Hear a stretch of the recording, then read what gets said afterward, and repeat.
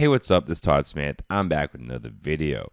Behringer has been releasing some updated photos on their concept of the CS80, and I wanted to talk about the evolution of the project. Now, before I go into it, I want to say sorry for some mistakes I made on my first video. I'm not really Sonic State or another huge channel that tries to get every single fact right. When I turn on these talk videos, I'm literally just flipping it on and talking to you like you are my friend, you're right here. A lot of things are just coming off my head, they're right off the cuff, and I really don't research everything to the T.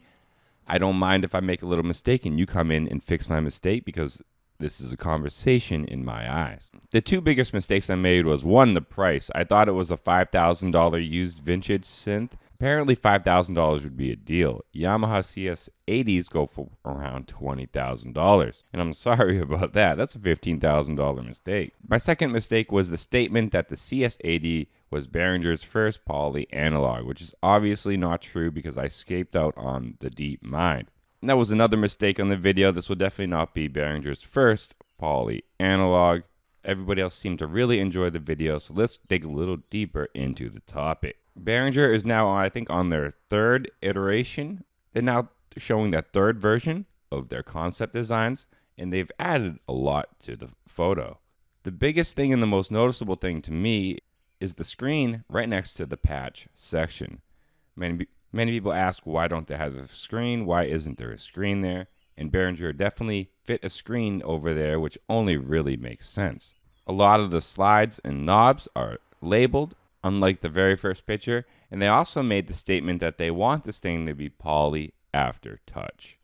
That was a huge thing when it first came out. They're like, will it have aftertouch? Aftertouch is going to be huge. This thing needs aftertouch. This thing needs poly aftertouch. That was probably one of the biggest statements made in my first video. I think it was in the second version of their kind of photo teasers type thing they're doing, that he made the statement that they are aiming for poly aftertouch. So I think that's going to make a lot of people a little bit more excited for the synthesizer now that they know that it's going to have poly and aftertouch built into the keyboard. So it really looks like Behringer is full bore on creating this project. It's definitely one of the more ambitious projects. There's a lot under the hood of the CS80. The CS80 isn't easy to recreate from what I hear, but Behringer really seems up to the task, and they really seem like they enjoy doing this because they are learning from it, and I think they're going to apply concepts that they like to their own machines. And a couple of days later on Behringer's Facebook, in a post where Yuli kind of comes out and speaks about his mindset about creating all these machines,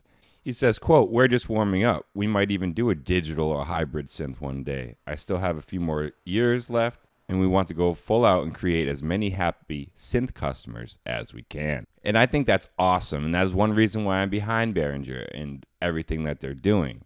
I think a lot of people have their concepts all wrong. A lot of people think that Yuli is just a con artist, a scam artist, just ripping off patents, ripping off ideas, reprinting them, and doing it the easy way.